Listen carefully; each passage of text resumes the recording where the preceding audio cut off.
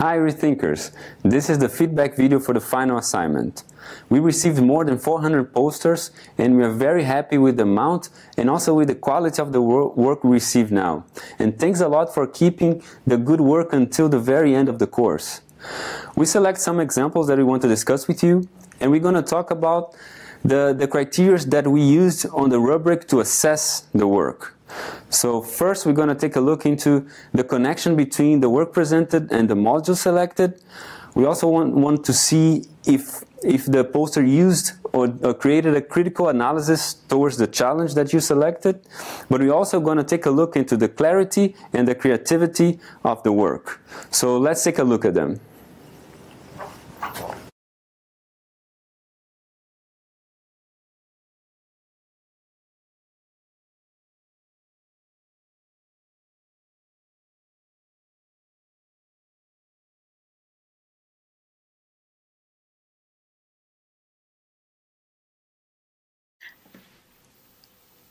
This poster was sent by Olga from Ecuador. She presents the challenge of resident housing in the city of Guayaquil, explaining how the process of incremental housing has been consolidated in the city in areas that are also exposed to environmental threat. The problem is clearly presented, describing each topic and highlighting the connection between housing and resilience. She suggests a better understanding of both urban and ecological aspects, including the knowledge of the community, collaboration between different actors at work and different scales. Despite having an important amount of text, the poster has keywords that are linked to the image, which facilitates the lecture and the connection between the ideas.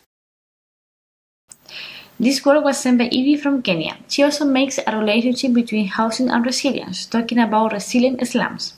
The most interesting aspect of this work is the presentation of the critical analysis, starting with a clear statement of housing policies in Kenya about how slums upgrading can be a possible alternative to low-cost housing. Whether we agree or not with the statement, we want to highlight that she provides different arguments to support this idea, and also she indicates the potential problems. In the last part, she shows the relevance of including incremental housing programs to upgrade these dwellings and the importance of raising awareness among the community. We also want to show this poster because it has a very attractive graphic proposal. The assignment was sent by Eda from Turkey, Izmir. The analysis is about forced relocation, having an original way of showing the message in which image, maps, and information are combined in a harmonious way.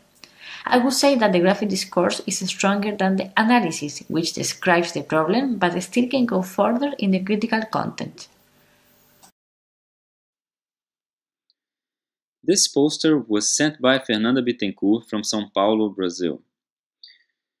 She chose the spatial justice model to develop a very nice, clear, and creative critical analysis about the difficulty to implement some rights that are stated in the Brazilian Constitution in the city center of São Paulo, where the market still dominates and creates this unequal environment.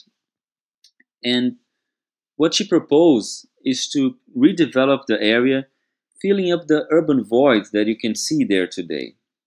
Nevertheless, I would invite Fernanda also to try to think about a more radical approach to that. As you can see in the illustration that she developed, she proposed to renew the buildings and the infrastructure that are there. But you can see that, for example, there are still cars dominating the street. So I think we can also rethink the access to this place and also the function of this place. Maybe this street is not that important for cars, but maybe more important for people. So we should start thinking about not only filling up the urban voids, but also about how to reconstruct or we can rethink the use of this space. Nevertheless, that was a very nice example. So thank you, Fernanda, for uploading and sharing this case with us. This poster comes from Athens in Greece, and it was sent by Georgios. He chose the resilience model to talk about the challenge of urban squares in Athens nowadays. And he makes this very nice parallel between the past and the present. and how before in ancient Greece the agora was the main space where citizens could come together to socialize and also to debate whatever kind of issue they were facing back then. And how today the public space in Athens is suffering from issues like garbage collection or violence, and it's not being used to its full potential.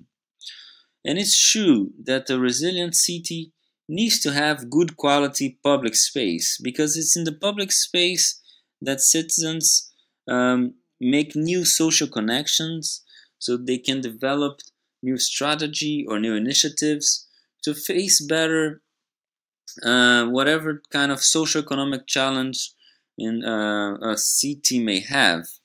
So I think this is a very nice example on how we can learn from the past and develop a more resilient city, also improving the public space. So thank you, Georges, for your contribution. I invite you to take a closer look at this poster. Thank you for the peer review. We have finally completed the course. Congratulations. We are going to have our final video at the end of this week, in which we are going to announce the winner of the prize. And also we have a very nice surprise for you, so don't miss it. See you on Friday.